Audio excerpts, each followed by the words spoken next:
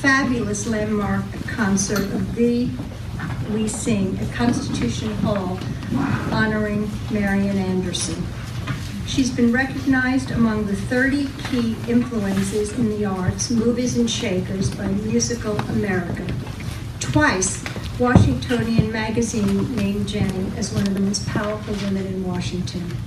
This year, Jenny was selected as one of 50 outstanding international arts leaders who are moving forward along new paths to take part in the National Arts Strategy's Chief Executive Program, Community and Culture. Previously, Jenny was the Artistic and Executive Director of the Stanford University Lively Arts and Stanford Live. She was the president of Boosey and Hawkes, the world's largest specialist classical music publishing company. Currently, Jenny serves on the Federal City Council and the Steering Committee for Arts Action DC. Please welcome Jenny Wilford.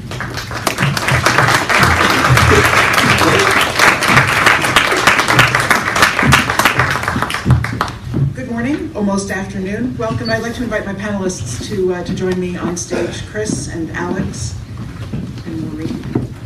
And Imani will be here shortly. If somebody catches view of her as she comes in, please welcome her. I also want to acknowledge that I have some wonderful colleagues here. We have Tricia Taylor, who, please, from Washington Performing Arts. And Sebastian Cooper, Michelle Hoffman, who's our Director of Education, and Megan Murphy, who's here at Critius. So thank you very much for the lovely introduction, Rona, and I have to thank the earlier panelists who spoke so eloquently about some very important and impactful work that is going on nationwide. These longitudinal statistical and intrinsic value studies are really critical to us, and especially so as we make our case to people who are trying to quantify the intangible. And one of the things that really struck me actually came from across everyone's comments, but something that Jeanette said and something that Terry said as well. Jeanette was talking about asset-based models for the arts, and I think that's very much what this local panel is about. It's about looking at what the larger landscape is and how we measure that and how we shape that through standards, through a consistent presence and value that we place upon the arts in our schools and communities. But then when it gets down to the individual communities, to the individual schools, to the individual classrooms, and the competencies of the teachers and the needs of the kids, that's where it becomes so granular and so specific. So as much as we look at creating this larger platform, it's the boots on the ground that really propel things forward. And I think back to my own education. I was a 3-year-old playing the piano by ear, and my parents didn't know what to do with me. My father was a dentist, my mother was a lapsed economist, and she'd grown up in the New York City public schools, and she had a teacher who was a composer who played the piano in her music class as the kids processed and recessed for various assemblies. And they had this kid who had musical capabilities, and they had no idea what to do.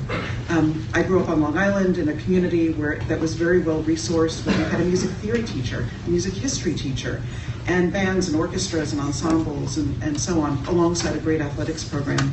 And when my parents didn't know what to do with me, who did they turn to? They turned to my teachers. They turned to 3 or 4 music teachers in my school. And my mother's sort of indefatigable personality also propelled her to call the New York Philharmonic. Like, why not call your cultural institutions? What do I do with this kid? How do I provide her with the right education? Because it was completely uncharted territory. And throughout my professional life, though, I realized that certainly not everybody had the wonderful, sort of undeterrable parent that I had in my mother, who was determined to get me into whatever programs I needed and whatever teachers I needed, for better or for worse. Not every kid grew up in a school that was so well resourced. And in fact, as I became an adult and realized that some people had never even been to a live performance, some had never touched an instrument or sung in a choir, it became one of the greatest horrors to me, because I knew that I discovered myself and my voice through the ability to experiment and to sample many, many different art forms. It also cultivated in me a real love and appreciation for the art form. I'm not sure if I learned team skills as a solo pianist or as a composer, as a young composer in solitary confinement, writing music as I did from a very young age. I'm not sure if I developed communication abilities through those experiences, but what I did develop was this undeniable sense that the arts had to be in my life. It wasn't just about the transformative process of experiencing the arts where you have that aha moment, but it was the sense that it was very natural and integrated and essential part of my life. It wasn't just a special occasion, it was what you did. After school, on the weekends, you go into a museum, you go out of a museum. You go to a performance, you try something else. You go for half an hour to a short play. It might be in a church basement, it might be at a grand performing arts venue, but that the arts were essential and just really well integrated into my life. And I worry and think a great deal about how we maintain not only that sense of sort of tangible connection with the act of creating work, not just viewing it, but also having the arts be so available and so accessible that they are sort of inseparable from our lives. This is something that drew me directly to Washington Performing Arts when I was out in California for my 7-year hiatus from the East Coast. Being immersed in a university campus that was very student-driven, bubble up from the students, was a fascinating experience. I was very eager to take these different experiences and come back to the East Coast. And what impressed me about Washington Performing Arts were actually the values of our founder, Patrick Hayes, 50 years ago, who is known for intoning the phrase, everybody in, nobody out. In fact, it was Patrick Hayes who was part of a community of people who felt that Washington, D.C. needed a performing arts center, and he helped raise the money and build essentially the Kennedy Center. So he was a founding father of the arts in Washington, D.C. in so many ways. But his values really propelled this organization to develop the 2 gospel choirs that we have, the arts education programs that we've sustained, and the sense of access that was so paramount to performances. In fact, there's a wonderful story of a young musician studying at Howard University who was really keen to hear one of the opera singers that Washington Performing Arts, then Performing Arts Society, presented at the Kennedy Center. And she managed to get in touch with the office, and Patrick Hayes said, well, of course, a music student, she should come backstage and meet such and such artists. And he escorted her backstage, made sure that she was front of the line to meet this given artist, and had that sort of access. Well, that young music student, that young music education student, was Jessie Norman. Jessie Norman had that access before she was the diva, before the red carpet was rolled out, because this organization believed that it was important and essential to have the experience and to have the access. For me, that was a profound indicator of Washington Performing Arts values, and those values show up through our many different programs. Through our Capital Arts program, which has children working side by side in the public school classrooms with teachers and arts educators that we bring in jointly with the DC Public Schools. And I want to acknowledge Nathan Diamond here, who champions and runs the arts programs in the DC Public Schools. He is a very welcome collaborator. He believes deeply in having the arts embedded in the classroom as part of the curriculum, and is doing some pretty remarkable things with so many of us to make sure that the arts are integral in the classroom. In addition to the Capital Arts program, we're providing instruments for the kids. We have residencies, we have in-school performances, we have many different side-by-side opportunities for kids to participate, as well as exposure programs. And one of the programs that I'll speak about in just a little bit is our Embassy Adoption Program. This is a 42-year program that we've had with the DC Public Schools, created by a remarkable woman who was both a member of our Women's Committee and a teacher at the DC Public Schools. And noting that we have all of these different embassies around the city, could there be a way for kids to learn about their counterparts around the world, global culture, history, arts? And so 42 years ago, they set out to create the Embassy Adoption Program, which now thrives and fuels 78 different partnerships throughout the elementary schools, 5th and 6th grade. The kids learn all year about their adoptive countries, cultures, what their counterparts are doing. They learn about the geography. They have visits from diplomats. They learn dance and visual art and music. And so to Terry's point about the many different ways that people learn, even if it's not a pure arts curriculum, whether it's in their churches, their communities, through their other studies, I think we could only have anticipated 42 years ago that a global view of the world would be such an essential part and essential foundation of general education. How thrilling to be able to have the cultures, different cultural expressions woven into that whole process. So, this is something that we can do uniquely in Washington, D.C. And every organization here does something that is very unique, very specific, and has a profound impact. So let me introduce the panelists, and Amani has just arrived. Hello. So, Maureen Dwyer, who is the Executive Director of the Sitar Arts Center. Raise your hand, Maureen. Maureen is the Executive Director of the Sitar Arts Center, a creative youth development program for underserved youth in Washington, D.C. During her tenure, the center grew from small after-school program to a year-round visual, digital, and performing arts education program with 850 students. In 2015, under her leadership, Sitar won the Washington Post Excellence in Nonprofit Management Award. And in 2014, Maureen was selected as a class member of Leadership Greater Washington. She serves on the board of the DC Alliance of Youth Advocates and is on the Collective Impact Committee of the DC Arts and Humanities Education Collaborative. She holds a BA in drama from Catholic University, and her previous careers as a performing artist and early childhood educator, as well as parenting 3 boys, kudos to you, shape her convictions that the arts are vital for positive youth development. Opportunity gap for youth from low-income homes must be closed. Welcome and bravo on your achievements. Chris Jennings, closest to me, joined the Shakespeare Theater Company as general manager in 2004. He currently serves on the board of Theater Communications Group, DC Downtown BID, the DC Arts Collaborative, and Penn Quarter Neighborhood Association, and he's a member of the League of Resident Theaters, where he served on the AEA and SSDC negotiating committees, as well as the Mid-Atlantic Arts Foundation. He served as a panelist for the NEA and the DC Commission on Arts and Humanities, and previously served as general manager of Trinity Rep from 1999 to 2004, and Theater for a New Audience. He's also held positions at Yale Rep, Manhattan Theater Club, Texas Young Playwrights Festival, and Doherty Arts Center. A recipient of an Arts Administration Fellowship from the NEA, Jennings earned his BFA in Theater and Music from the University of Miami and his MFA in Theater Management from the Yale School of Drama.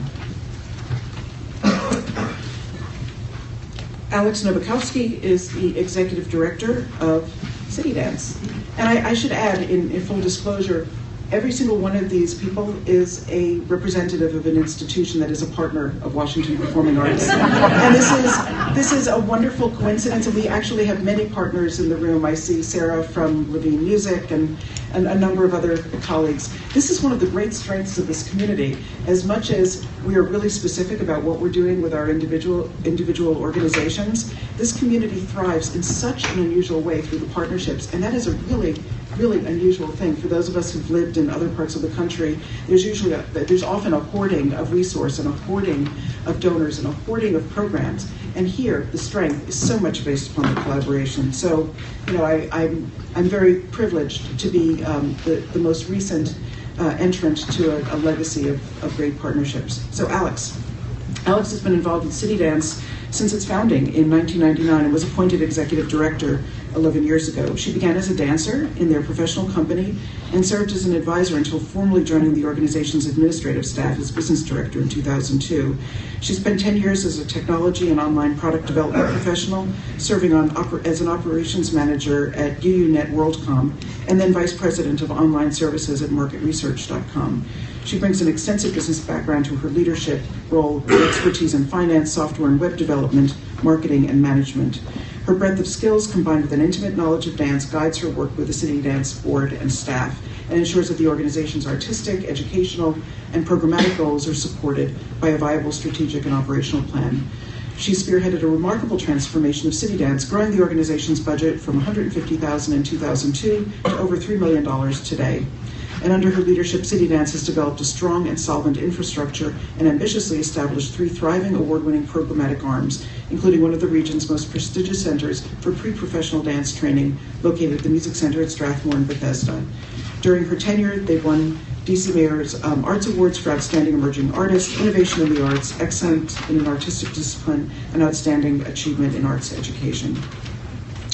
And then finally, but not last but not least, Imani Gonzalez, who is here as an artist and educator and is part of our wonderful distinguished cohort of arts educators among several organizations here. And there's a special treat with her involvement here today as well. Imani is a professional jazz world vocalist, arts educator, and children's author. She's performed, recorded, and toured with renowned artists such as Wynton Marsalis and the Jazz at Lincoln Center Orchestra. She's a recipient of the 2016-2017 DC Commission on the Arts and Humanities Fellowship Grant. Imani is on the national roster with the Kennedy Center and the artist roster with Washington Performing Arts. She's written 2 children's books, world music books entitled Demiki. Okay, you say this for me. No, you did it. I did, all right. Let's try the next one. Egipo Aye. Right. With sing-along compact discs, which have received rave reviews from teachers, students, universities, and libraries. Thank you all for being here. Thank you to the Commission, to Rona, to Kate, for hosting this and for conceiving this and for allowing us to explore what makes some of these unique local programs thrive. I've asked each of our panelists to think about one particular program that they have led, incubated, initiated, or sustained that really speaks to the qualities of their community and the objectives that they're trying to address, all of which go to supporting a real deep and intrinsic appreciation for the arts, as well as building the whole individual, whether it's an adult or a child. And so I guess from left to right, I would invite them to speak a little bit about that, and then I'll prompt with some questions. I will invite your questions part of the way through, and then we'll have Imani's sort of special treat, which involves her being an artist, to remind us what we're all doing. I think that David would like me to step aside so they can move the podium. So excuse me while I do that, and I will join Imani.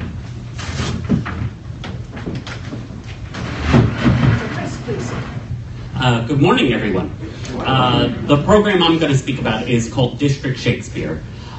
We started this back, we started to envision this. It was out of discussions and thoughts from our former chairman, Landon Butler, myself, and our director of education, Samantha Wire.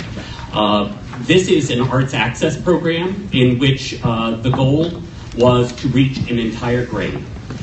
We all study Shakespeare in the schools, but as we all know, Shakespeare is dramatic literature. It's not meant to be studied on the page. It's something that's meant to be experienced live. And this is something where we set this goal that we wanted every student before they graduated DC to actually have a live experience with Shakespeare. So that was the idea. And I will say, this is alongside, because this is about access and arts experience. It's alongside our Text Alive program, which is much more in-depth, which goes into a full semester study of the text, that goes into additional coming to the performances and seeing the matinees, and also going into performance aspects. So both work hand in hand, but the one I'm speaking about is related to arts access. And this was important to me, I think, out of 3 kind of formative situations in my life. Like you, I had a good mother that looked out for me and pushed, and I think she noticed and saw that in middle school I was becoming very disengaged as a student and from school. And it's because I actually knew, I was very precocious in that, like at age 5, I knew I wanted to be in the arts. And there were many times when I was finding myself not finding the connection to the thing that I love. And I was fortunate both to have a mom as well as a school system that had an arts magnet program, and my mom pushed me to audition for the High School of Performing and Visual Arts in Houston, Texas. And that just reinvigorated my life. So certainly having access to an arts experience, and it's formed my life, you know, to actually do what I love. And I don't know if that would have been true had I not had that at an early age. The second was, prior to Shakespeare Theater, I've been here 12 years, I was at a theater in Providence, Rhode Island called Trinity Repertory Company.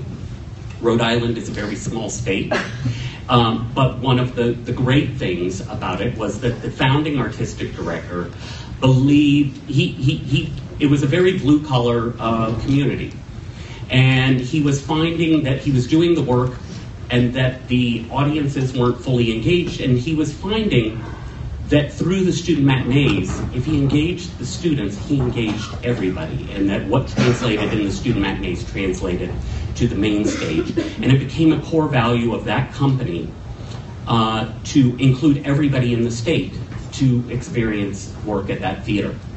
And I hadn't seen that before in any other theater, that kind of reach.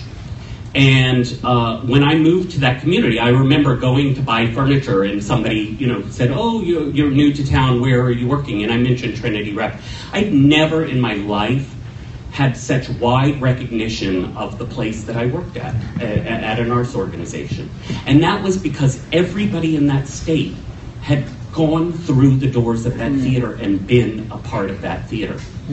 And I saw the importance of that, and I saw the value in that. So that has remained with me since. And then obviously, I think everyone in this room knows the studies that have shown that me as an administrator, if I'm trying to build future audiences, I can provide discount tickets, free tickets, but if a student has not had a meaningful arts experience before they have graduated high school, there is nothing I can do to get them in the door. The barrier is permanently there. It is not about education. It is not about discounting. They have to have that experience before they graduate high school. Otherwise, everything I do at this theater will be impossible in building them as audience members. So those three things really informed the situation that we needed to kind of expand the reach here at Shakespeare Theater and start this Arts Access program. And I will say, we started, and I don't know if you were around at the time. I wish I had known Nathan at that time. But we had been working from the top within DCPS. And we were having a hard time finding an inroad. We were saying, we want to provide all the students access to our productions. And we spent a couple of years, and it was impossible. It was impossible to find a way in to kind of get this to happen. And, thankfully, through Samantha Wyer's leadership, we reversed it. Instead of going top down, we went bottom up. And we started a grassroots initiative. And it was a 4-year initiative. So in 2010, we created a 4-year plan. The first year was we just need to build relationships. So the first year, they offered free workshops to any and all teachers that would have us. And they really kind of spread the gospel by just going into the classrooms, doing these free workshops. That was year 1. Year 2, we offered, for those teachers, we were offering tickets to the matinees. Year 3, we added charter schools, so that by the end of this, we were reaching all 41 public and charter schools. And then year 4, we were reaching entire grades, providing full access to our matinees. And what it included was, it included tickets for the matinees, for full grades, busing, pre-show workshops, teacher resource guides with lesson plans, post-show discussions, and professional development for teachers. And I am very glad to report that 4-year, everything went according to plan. I think the challenges were on the back end of maintaining it.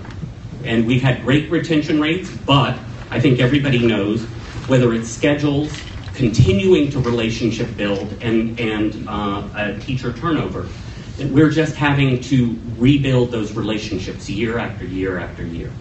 So that's the biggest challenge, but that's something that we continue to do. And I just wanted to, I wanted to apply a little bit, because Ginny had kind of asked, and on the face of it, she wanted us to talk about innovation. On the face of it, it may not have sounded innovation, providing student matinees. I think the innovation was the audacity of trying to achieve a full grade and all the challenges within it. And I'm on the board of a national service organization, and it's interesting because we are just part of, I don't know if many have heard about the MacArthur $100 million grants. The MacArthur came out, and I can't remember, I think it may just be one $100 million grant to kind of change the world. And our organization was invited to kind of have the conversations. I don't think any of us think we will be the final contestant.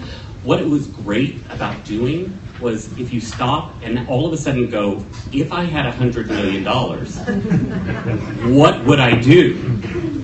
Because I think all of us live in a world of such limited resources and are constant problem solving, it's hard to have the vision. And it's a good exercise for all of us to kind of find that moment and to think in the wider circumstances free of those constraints. And this was a limited version of that vision, but the vision was really audacious at that time. And then we just broke it down piece by piece. And we knew we had to do it over multiple years, that we had to do it without funding, that we basically said this is a core value to who we are. And we just have to kind of make the leap of faith and hope that others will follow. And so I think those are where the innovation comes. The innovation comes from all of us reminding ourselves to think big, to remind ourselves of our core values, and to take that leap of faith. Before we continue on, I want to ask Chris a follow-up question, because whereas the panel earlier in the day focused upon setting standards and curriculum and working within the schools, something I want to point out here is that none of us is a public school, but we're all partners to public schools, and so much of the onus has either shifted or at the very least is being shared for arts education with private institutions, public institutions, and our fundraising is not only our funding is not only coming from public funds and government funds, but from individuals who do this. So quite a bit has changed, I think, since we were kids. In terms of crafting these programs, how much responsibility is it for Shakespeare to do this versus the responsibility of the schools versus who cares, it's just getting done, and we just have to put our best efforts forward to make sure it doesn't go away? How do you navigate that? Because you're managing buildings and you're managing on-stage performances and commissioning new works, and this isn't the only thing that you do. So when you think about that, when do you say more and when do you say, I'm waiting for the partners to come? And Samantha would know this, but I think inherently it was us that were carrying the burden. We had to make it easy for the teachers. We had to, they have so much that they're dealing with. So to add our burden of administering schedules and all of this, we had to make it as easy as possible and remove every barrier. That's why we had to start with the free workshops and just try to kind of get in and make everything as easy as possible and to do the heavy lifting for them. And I think the vision, the ideal, that's something that I constantly participate in conversations for, and we talk a lot about at the collaborative, when we talk about collective impact.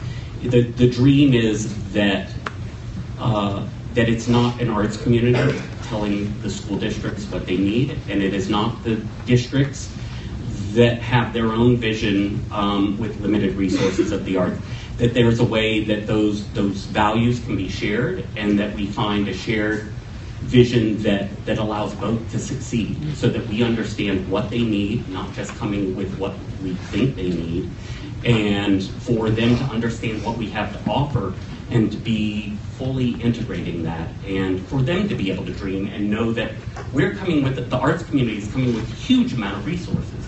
If somebody knocked on my door with the amount of resources, if you combine the amount that all of the arts organizations in DC spend on arts education, and somebody came to DCPS and said, we have this much money to give you, they'd pay attention, but it's decentralized. And if that collective voice happened, I think the power would be enormous.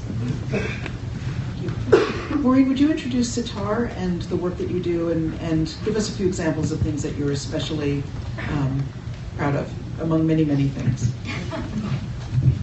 Thank you. I'd be delighted to. But first, I'd really like to say thank you to the DC Commission on the Arts and Humanities, because this conversation feels really important and necessary, especially right now. It's a really good conversation to be having today, this week, a week after last week.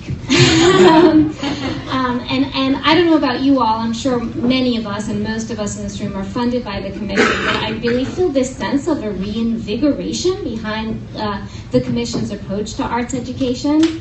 Mr. Markey over there is pretty remarkable.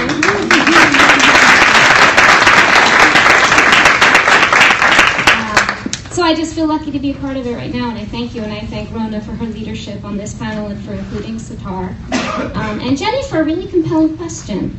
And I hope you will forgive me because I interpreted it broadly. Because you asked us to speak about an initiative that we are working on that we feel is kind of stepping away from business as usual. But at least that's how I interpreted it. And I think for Sitar, what that moment is right now is really redefining what it is that we do in our door and outside of our doors, because Sitar is now also taking programming off-site to reach children and families we wouldn't otherwise reach. So when we set out in 2000 and we opened our doors in a tiny basement of a subsidized apartment building, it was with the vision to be a community arts education provider and to, partner with others in doing so, and really to close that opportunity gap, because the students who were coming to Sitar did not have the rich access that you spoke of, Jenny, and that you spoke of, Chris, in their schools at that time, and their pocketbooks to afford to get it elsewhere. So we were really filling that opportunity gap and striving to provide high-quality arts education in all of the arts, multidisciplinary. And we were doing the work, and we we got to this point when we started to wonder, is the work we're doing the work? I don't know if that makes sense, but we realized that the arts education was this amazing tool as our kids gained skills and ability and creative expression and self-expression and self-knowledge, and this interpersonal and intrapersonal growth what was making the transformational change in their lives and in their relationships and their community. Parents would come to us and say, well, I don't know what you're doing, but ever since they started at Sitar, their grades are improving. Well, we weren't doing academic enrichment, we weren't doing tutoring, we weren't doing math homework unless they happened to pull it out and we were on hand. We were happy to help them with it. We were simply allowing them to know themselves. And so we started to understand that that was the work we were doing. We were really helping the whole person to develop.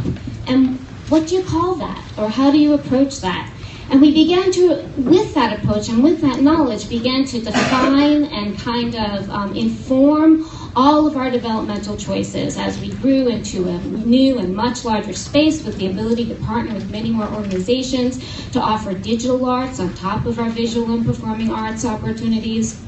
We began to realize that to develop the whole person, you had to start young. You had to start, well, maybe as soon as they were born or even before they were born. Pull the mothers in when they're pregnant with the babies.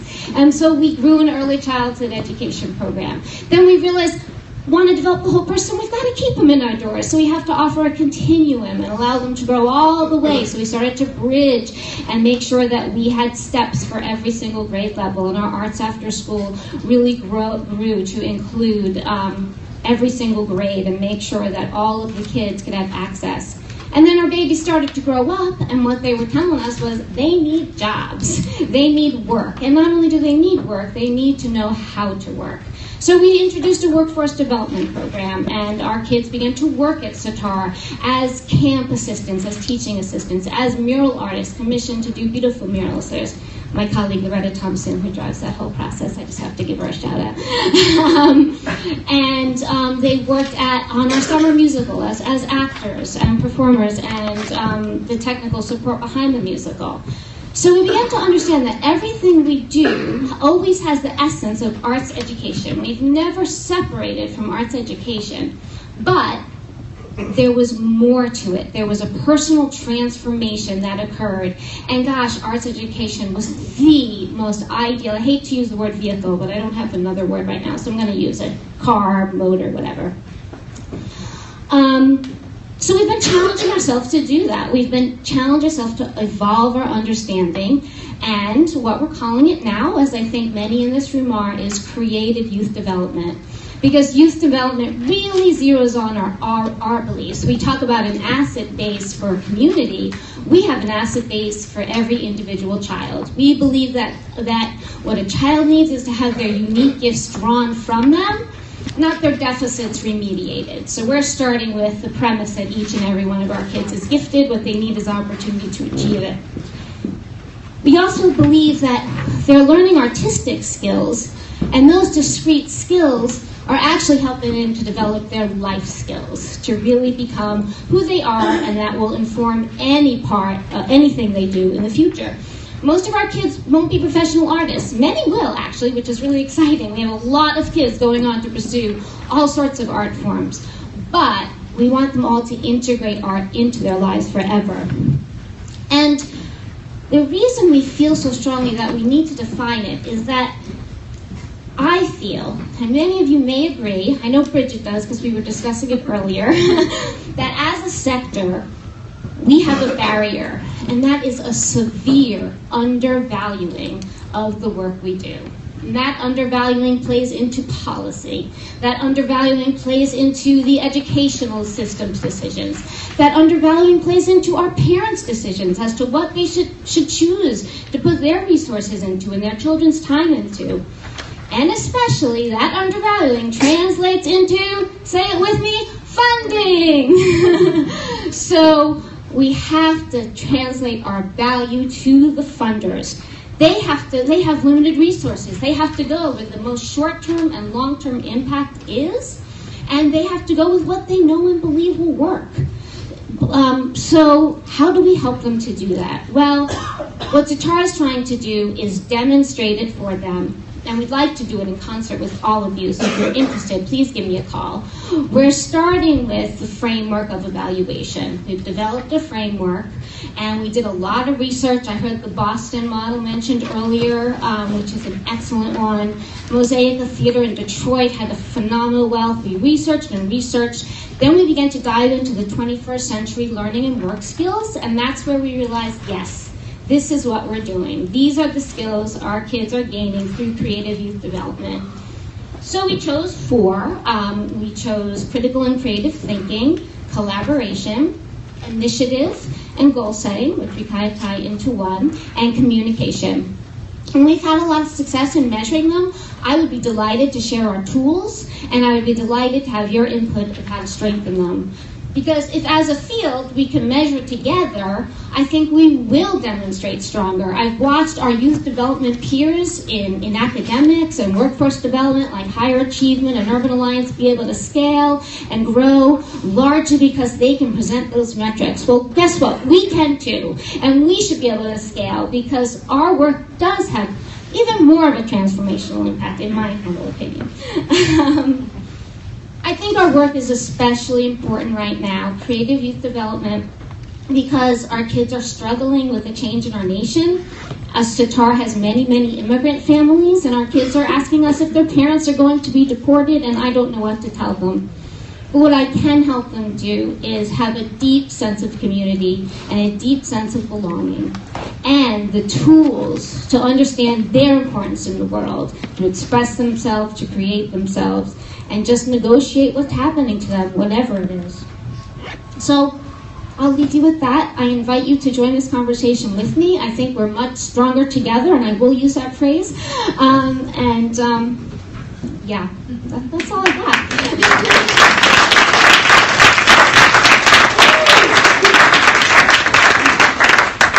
Thank you, and bravo. Let me have Alex. Good afternoon, ladies and gentlemen. It's a pleasure to be here this afternoon. I am going to share with you a story, a journey that we have been on over the last 5 years that has gotten us to a really pivotal place today where I'm able to share with you what I believe is a very innovative and bold vision for City Dance's future. And it's actually the first time really sharing this new vision publicly, so I'm excited to be doing so. The City Dance Dream program started about 12 years ago at Green Elementary in Ward 8, across the street from what is now the ARC, before the ARC even existed. It was a 20-week after-school program, about 1 hour a week, and it was to bring the arts into neighborhoods where the arts were not accessible. And that program expanded pretty quickly into 6 schools across Washington, D.C. But in 2008, our director, Kelly Quinn, who's the director of the program, joined City Dance. And she started to lead the program and realized that we were starting to have an impact that dance was starting to have an impact on our children, but we needed to do more, and made the shift for the curriculum to shift into a youth development curriculum. The program expanded to 4 hours a week at each school, 36 weeks per year, and also into a summer program. It was a 3rd through 5th grade program. What started to happen is that our 5th graders were getting to their 5th grade graduation from elementary school, and they were saying, well, what's next? Where's City Dance when I go to middle school? And I think, as most of you know, DC public schools do not have a straight feeder system where you can just go from your elementary school program into the middle schools. And we didn't have an answer for them. I had one little boy who was, I was in a classroom and I said to him, oh, do you take part in the City Dance program? And he goes, I am City Dance, Miss Alex. I got a phone call from Kelly one day and she said, Alex, we have a girl who is struggling in school.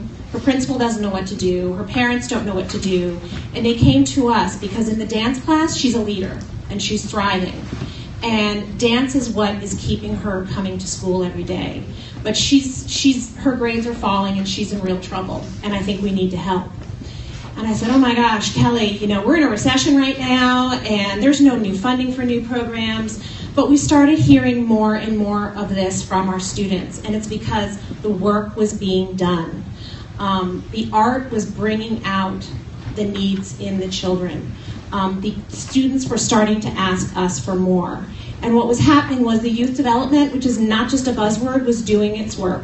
Kids felt a sense of safety. They felt a sense of belonging and membership. They felt like their voices mattered. They would go and perform. We have a partnership with the Washington Wizards where our students perform. 150 of them now perform at a halftime. And I mean, these students, this is the greatest moment of their life, dancing with their peers, being present, not just in front of their community and their parents, because the parents all come, but also their much, much larger community.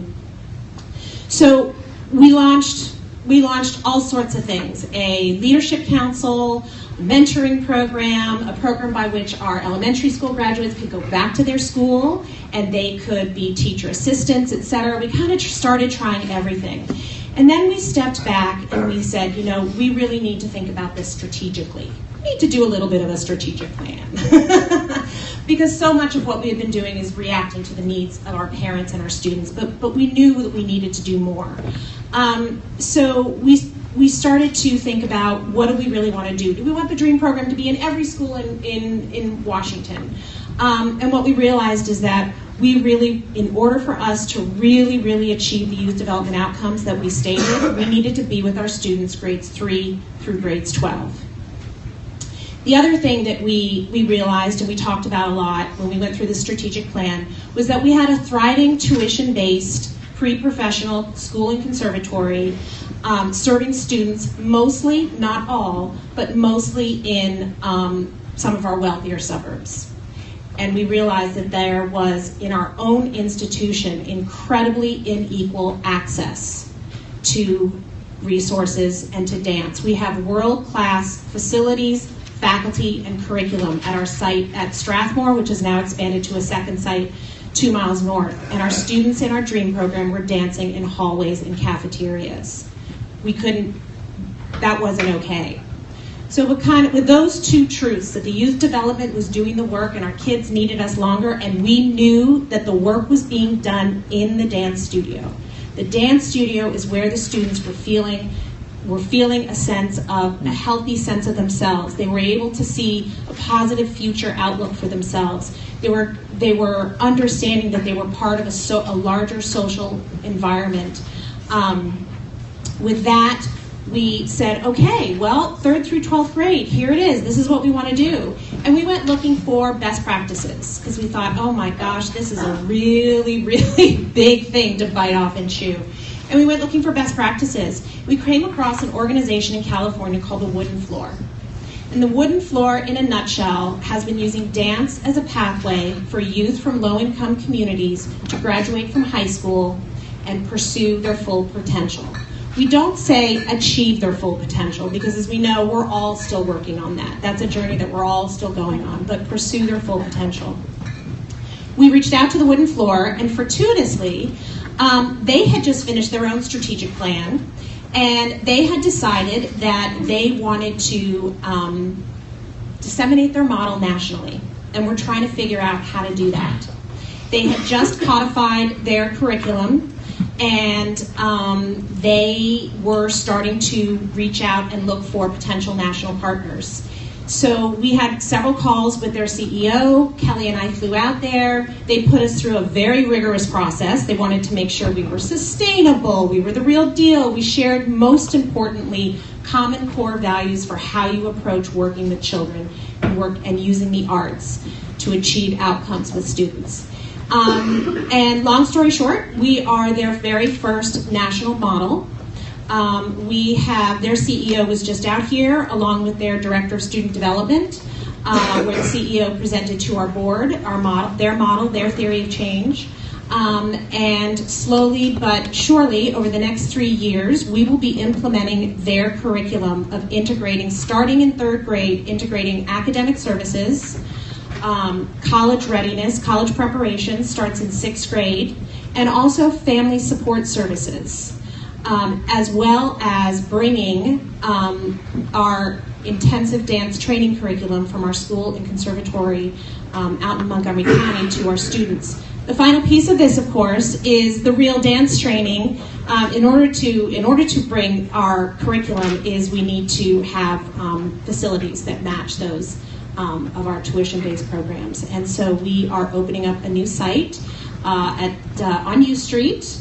In 2 years, hopefully, you never know for sure. That will be a 15,000 square foot facility with 5 dance studios, a black box theater, academic suites, and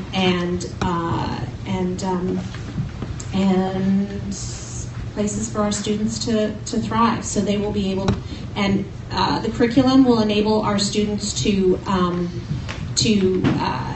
access the highest level dance training that we provide our students in Montgomery County. Congratulations, this is huge.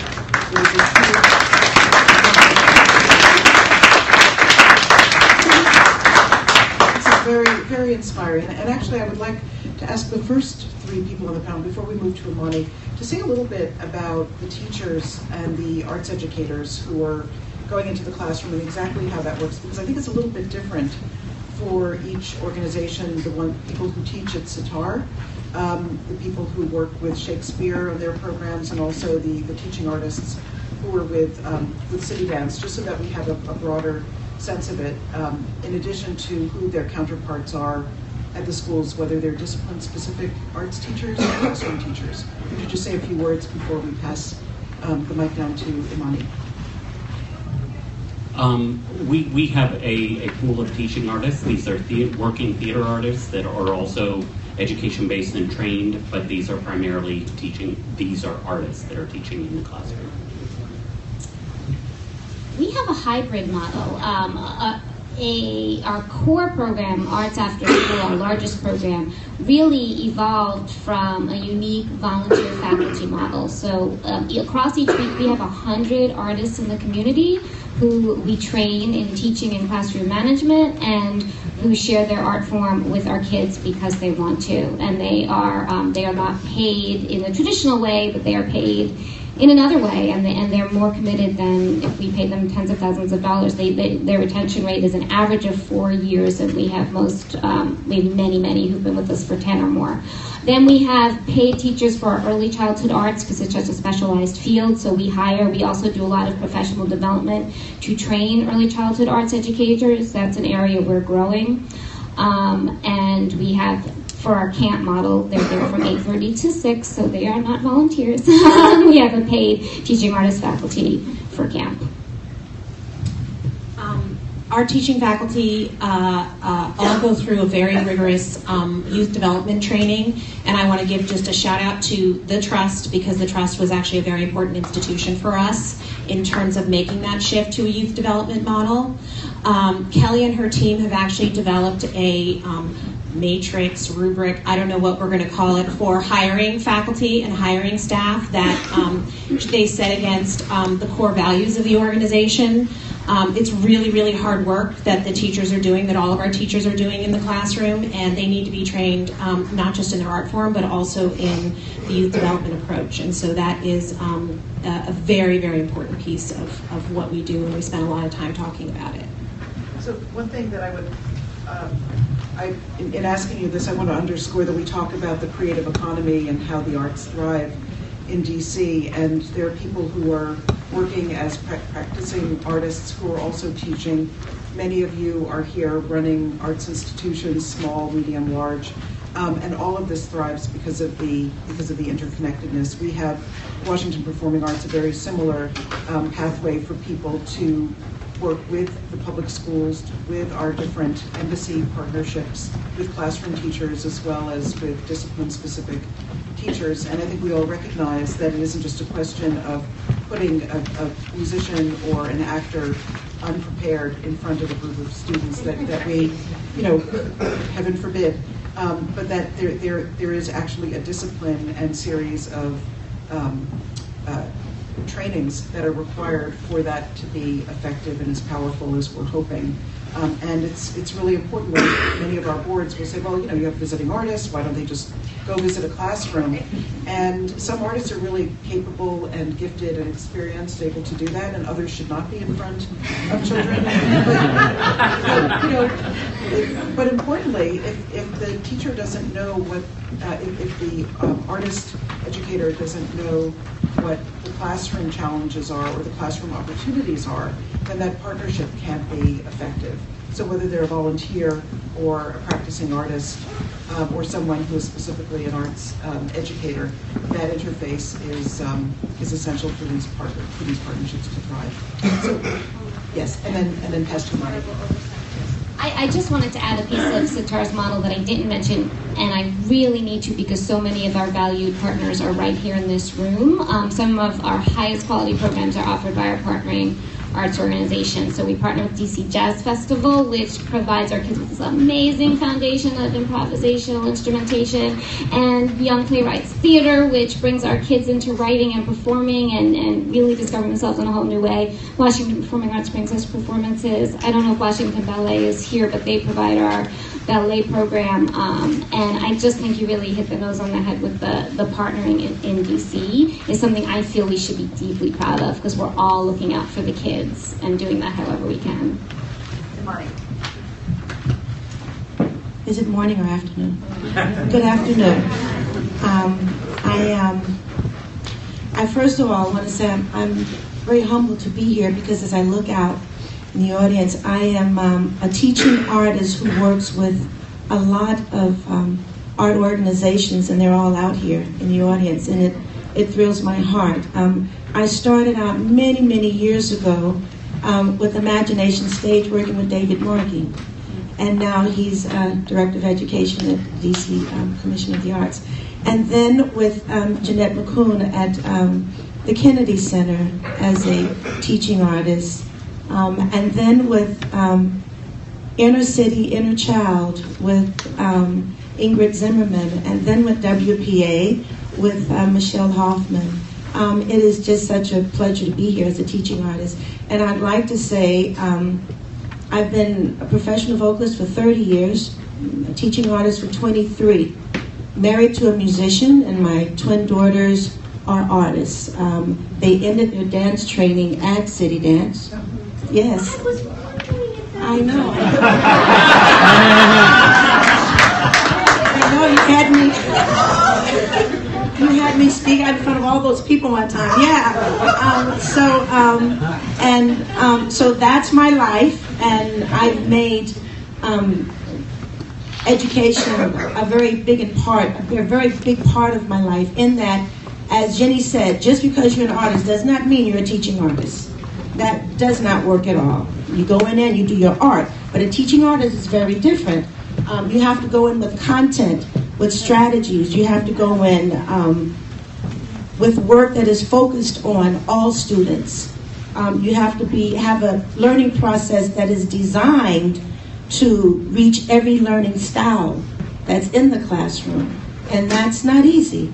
But through years of training and hands-on with teachers and students, it becomes a knack. But you also have to understand, as a teaching artist, it's a gift, and it's a characteristic that you have to own in order to do that. And our students deserve that. They deserve the best. And they know when you come in giving hocus pocus. They know it. And they know when you come in caring and giving them love. And they know that. So it's very important that as teaching artists that we do that. And I represent all of the organizations that are here.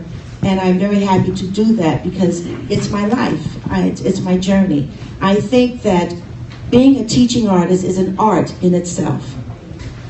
You can't BS the kids, you can't BS the teachers. As well as being a teaching artist with direct learning experience for the students, I also do professional development training for teachers nationally, and then direct learning with students here locally. So it's just important that even when you're sharing, when we're sharing our information with the teachers, we need to make it accessible for them so that when we leave, they can carry on. So it doesn't mean they have to be a musician in order to teach the lesson. So that means it has to be truly arts integrated, where they're able to relate to the content, and then you make it accessible for them as the artist and whatever their art form it is. Do you understand? It is also, as a teaching artist, you need to go in as arts for art's sake, because that's important too. So the joy that it brings me, I give thanks every morning for all the work that I do, and I say prayers every morning before I leave the house for all the students that I work with, all the teachers that I work with, all of the directors that I work with, because they are wonderful people. These organizations that are sitting out here, they work very hard. That are sitting up here, they work very hard to bring the community the wonders of the arts, and it's a beautiful thing. So please give them another big hand. All of them, very good. What else did I want to say? I think I said it all, because I want to now have you experience. Yes. Can we say you as the special treat? Oh, am I the special treat? Oh, okay, I'm the special treat. I'm the dessert. Okay. All right. So, I want to give my questions before we ask you to close out this. Yes. One more thing. When you're, as a teaching artist, when you walk in the classroom, because of that gift that you have and the characteristics that you need to have, you need to be able to walk in the classroom and be able to tell immediately what the climate of the classroom is. Immediately, so you know exactly what to do so that you're reaching all learning styles. That's most important. You want each student to feel successful. And after years of training, you learn to do that. Sometimes now, you will get work where you have an observation in the very beginning, so you get to go in and observe the class up front, so you know exactly what the climate is. A lot of times you don't get that because of funding. So you really have to know what you're dealing with up front, and you have to come from your heart. And when you do that, everyone will end up being successful. That's all I want to say. Thank you.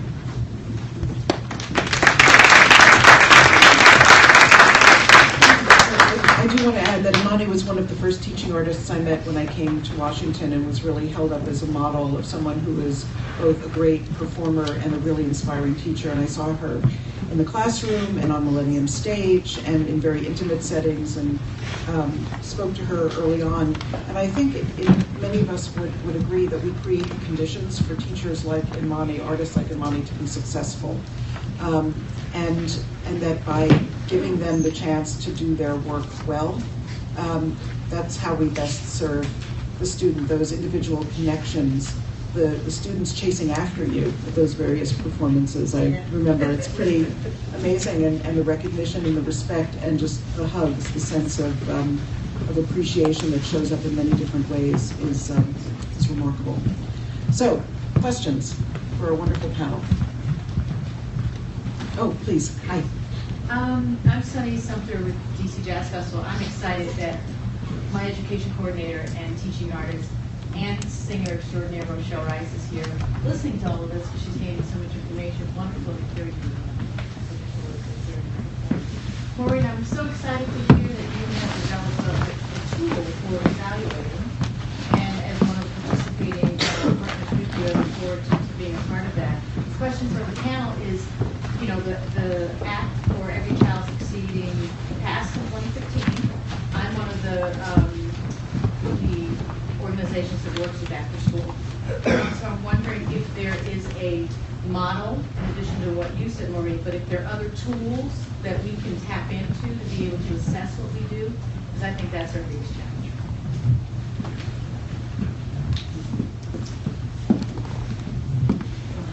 Sure. I mean, I don't have an answer to your question. I think assessment and evaluation is kind of something that we all need to have a safe place to really talk about what we think about it.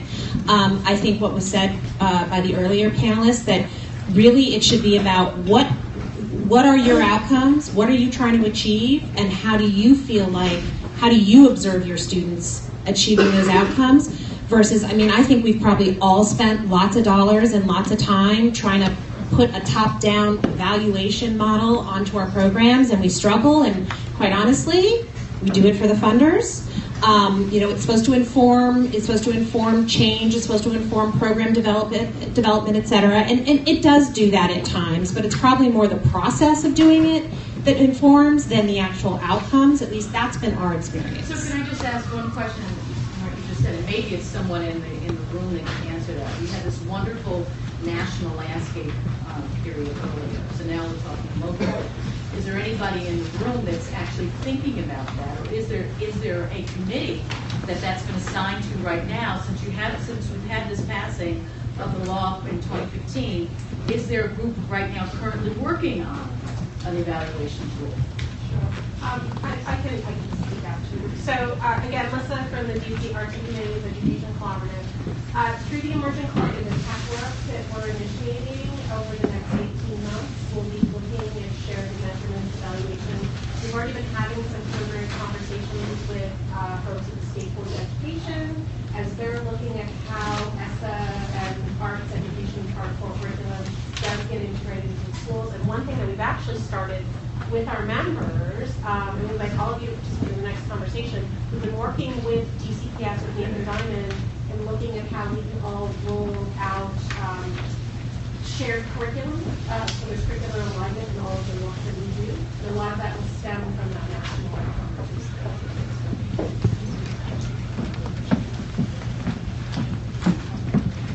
Other questions? Yes. I have a question. Okay. You know, the DC Collaborative, many of our members are in the room today. We're thrilled and many are on the panelists.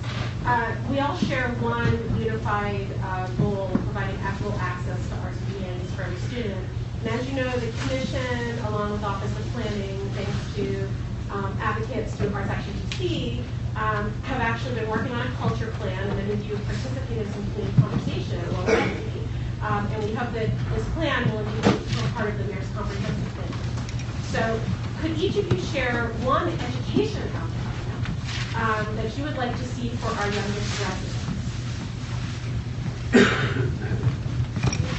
This may not exactly address your question, but there is policy on the table right now for an Office of Youth Outcomes, which would be like a deputy mayor position. A lot of discussion of exactly how it's going to, where it will land and where it will sit. But it really will be a place that can holistically look at all of us who are feeding into youth development from the many different aspects, and be a collect data and bridge a real understanding of what is available to youth and how we can all work better together rather than replicate efforts or duplicate efforts. We can make sure every child is reached. I think that's a really important outcome, and I realize it's not specifically creatively based, but I think in terms of youth development, it really needs to happen.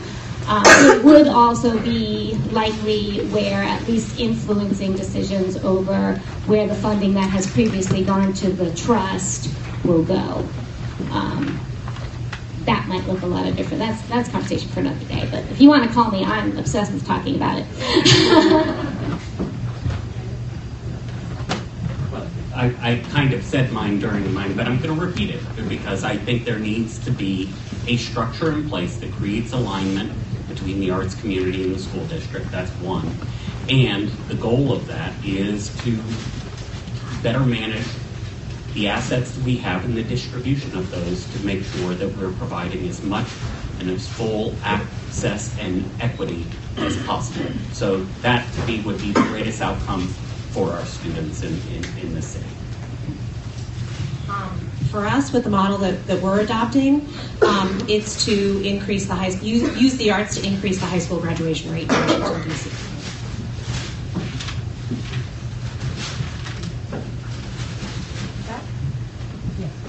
Hi, Tracy Jenkins, Director of Arts at the Ellington School of Arts. And I just had a question about recruitment and access that I wanted to pose to all of you. For those beautiful, intelligent, genius creatures that are afraid to come out of the shadows and may live in wards that do not have the opportunity to see, feel, or experience the arts, what have you developed, or maybe what you're thinking about developing, that will help to pull or to attract those kids who are standing on corners making up beats, or they're in the basement and they're creating the next wave of what we all will have to listen to and respond to and learn about? How do you see what you're doing?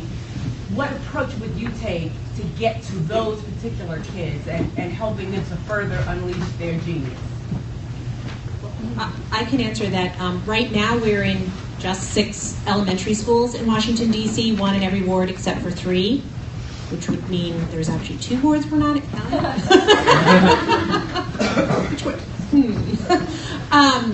What I will say is that as we move into our new model and we centralize our program, grades 3 through 12, into a site on U Street, we will actually broaden our footprint across the city. So the 3rd through 5th grade 4-hour-a-week, 36-week program goes away.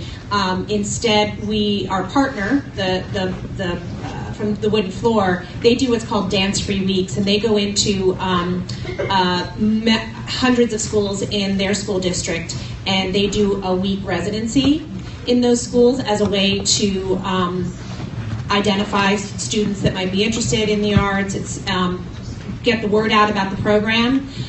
So we are still working through how we'll do that, but we know that our success, absolutely one of the key elements of success is that we stay in the communities and we actually deepen our relationships in the communities, and that we listen to what are very different communities. We all know that Ward 7 is very different from Ward 5, which is very different from Ward 1, and so the needs are different even within our city.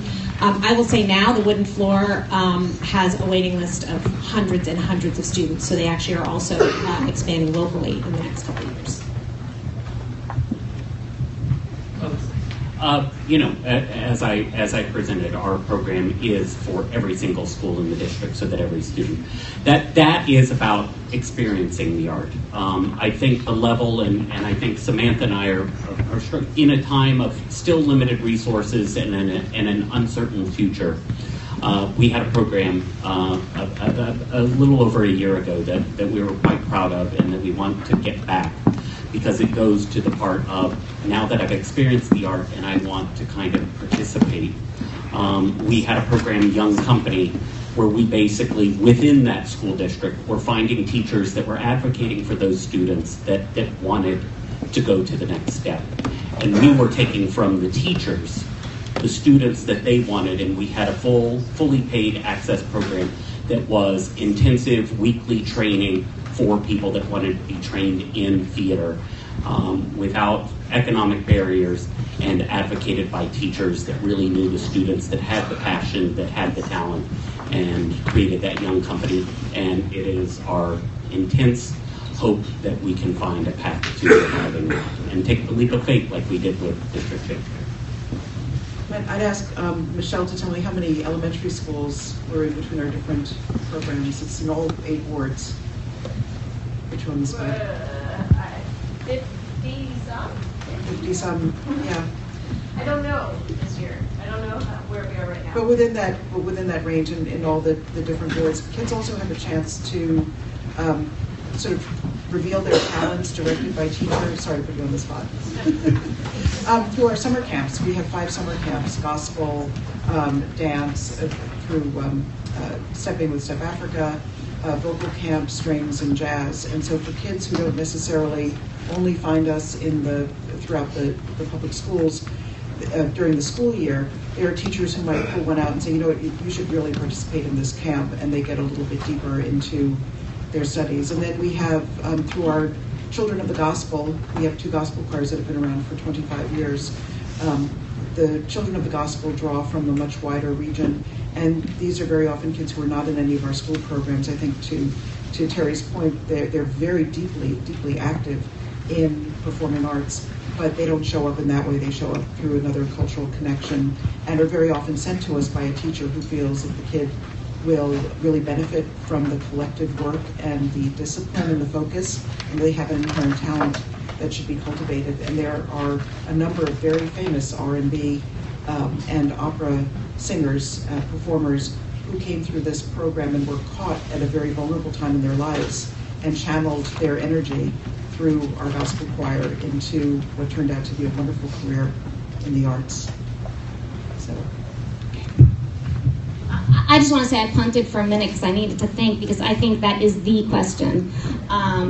We are so firm to our commitment to reaching children that would not otherwise have opportunity. And we do that by mandating that at all times 80% of our students are from low-income households. And we stick to that, and we check it, and we verify it, and it is happening. But they are students whose parents are bringing them to Sitar for the most part. And that means you are leaving out the kids whose parents are not bringing them, who are not seeking out the opportunities. So we're always trying to find ways. What we're doing now is we're starting with the babies. We are going out to schools in the most vulnerable neighborhoods. We're going into transitioning shelters, to homeless shelters when we can, to reach the youngest child and get that spark, and also teach the parent just how essential this is. So going to them, that's what we feel we have to do.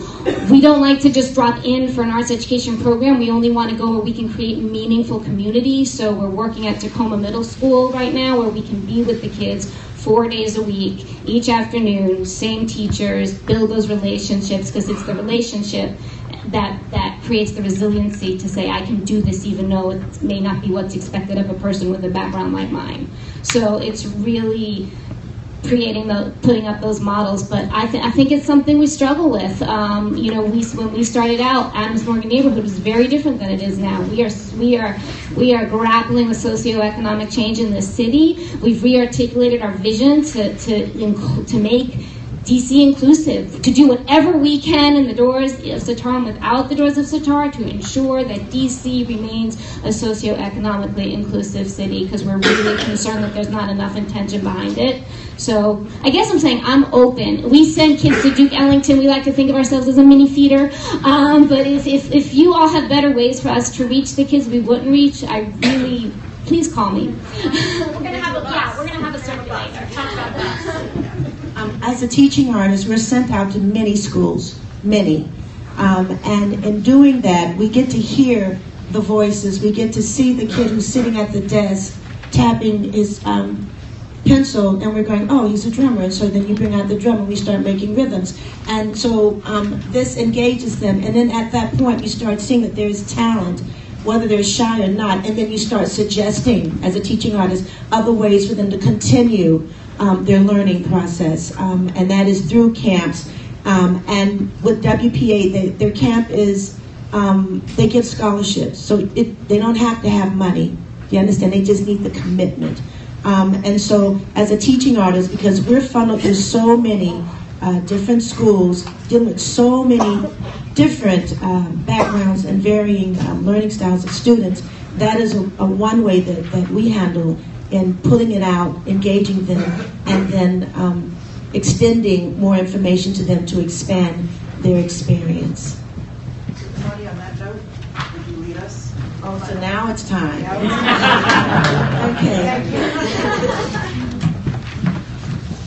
Okay, so Do you have the slide?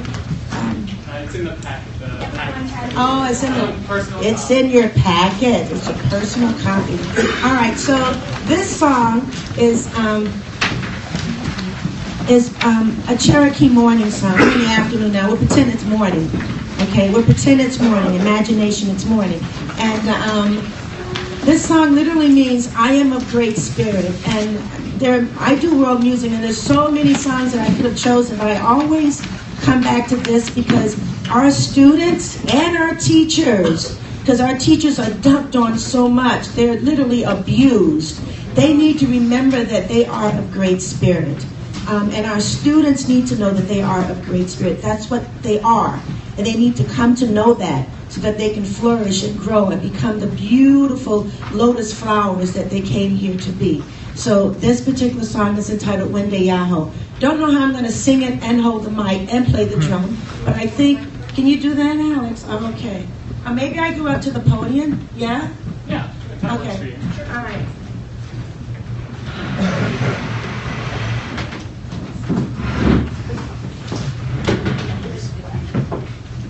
So big music again? So, am I on? Can you hear me? Yeah. Okay, so this is Wende Yaho. I want you to listen to it first so you know the form. I always have a learning process for everything I do. So listen to the form and then I'll teach it to you. Okay, it goes like this. Wende Yaho, Wende Yaho, Wende Yaho, Wende Yaho, ho, ho, ho, ho, hey ho, hey ho, hey ho, ya, ya, ya, ya, ya, ya. It's just like that. Got it? Okay. So we'll do call and response. You ready? So repeat after me. Looking at your paper, or you can just use your ears because music is all about hearing. Here we go. Wende Yaho, Wende Yaho, Wende Yaho, Wende Yaho, Wende Yaho, Wende Yaho, Wende Yaho. Wende Yaho, ho, ho, ho, ho, ho, ho, ho, ho, hey ho, hey ho, hey ho, hey ho, hey ho, hey ho, ya, ya, ya, ya, ya, ya, ya, ya, ya. You got it? Okay, so now that you've experienced it, now you can give more feeling to it, right? Because music is our all expression of feeling. You got to make it musical. You got to make it so that you're evoking some kind of emotion. Yes? Yeah. Yes? Yes. I didn't hear you. Yes. Thank you. Okay. So repeat after me this time, but this time you have the form, you felt it a little bit, so now give more. All right, here we go. Wende Yaho, Wende Yaho, Wende Yaho, Wende Yaho, Wende Yaho, Wende Yaho, Wende Yaho, Wende Yaho, ho, ho, ho, ho, ho, ho, ho, ho, hey ho, hey ho, hey ho, hey ho, hey ho, hey ho, ya, ya, ya, ya, ya, ya, ya, ya, ya. Okay, so now you think we can all sing it together? I know there's always a learning process. Want to sing it together now? Yeah. When you leave here, you'll know the song. Let's try singing it together. You ready? Big voices. Sit up straight. Come on. I've been slouching all morning. Are you ready? I know you've been sitting. You know what? Stand up. Stand up. You've been sitting all morning. Stand up. Put the paper in front of you so you can see the words. All right? We can sing it together. Are you ready? Yeah. Didn't hear you. Yeah. Thank you. Here we go. 1, 2, 3, and Wende Yaho, Wende Yaho, Wende Yaho, Wende Yaho, ho, ho, ho, ho, hey ho, hey ho, hey ho, ya, ya, ya, ya, ya, ya. Makes you want to move, doesn't it? Yeah. The next step, now you're going to move with them, okay? You can't just say you're going to move with it. here. You can wave it like you just don't care like this, or you can just sway your body, okay? So you got to move with it. This is impossible to sing and just stand there. That's just not going to work. Okay, you ready? Here we go. 1, 2, 3, and when they are home, when they are home. Yes. When they are, when they are. Oh, oh, oh, oh, hey ho, hey ho, hey ho. Yeah, yeah, yeah. Yeah, yeah, yeah. When they are home, when they are home, when they are, when they are. Oh, oh, oh, oh, hey ho, hey ho, hey ho. Yeah, yeah, yeah. Yeah, yeah, yeah. Very good. Give yourself a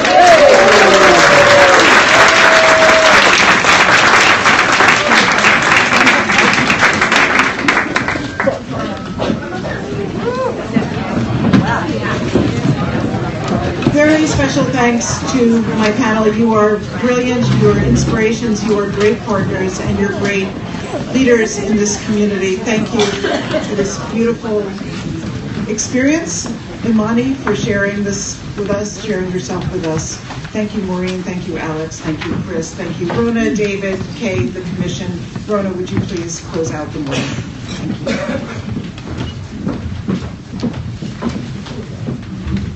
Thank you all, and I know I'm standing between you and your lunch, so I will be very brief. I just want to thank Shakespeare Theater and Chris, who is not here when they thanked him this morning, for allowing us to use this wonderful facility, even when your rehearsals are going on. We deeply thank you. I want to thank the commission staff. Can everyone on the commission who's on the staff raise their hands, please? And David Markey.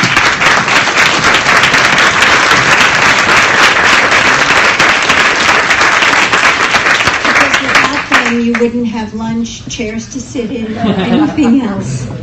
I want to recognize Michael Bigley, who's our Deputy Director of the Commission.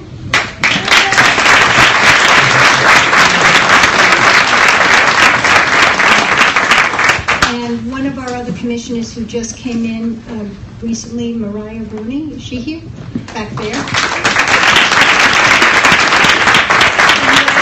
And please is Tushar Swain, who is stepping in this afternoon very graciously. We thank you for your efforts because Chris Woodside had to go to the White House.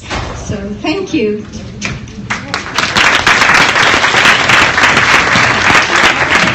So we are at 12:15. Time is on our side, so we have about an hour for lunch.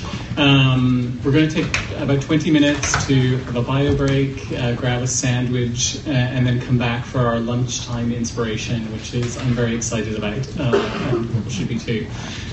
Those of you who shared with us that you had some dietary restrictions, if you could see Paige, who's sparkling in the corner there, and she will make sure that you get the proper lunch. So we'll regroup here at about 1:15, and I'll give you a 5-10 minute warning. So please enjoy. Thank you so much for being with us this morning, and we'll see you shortly.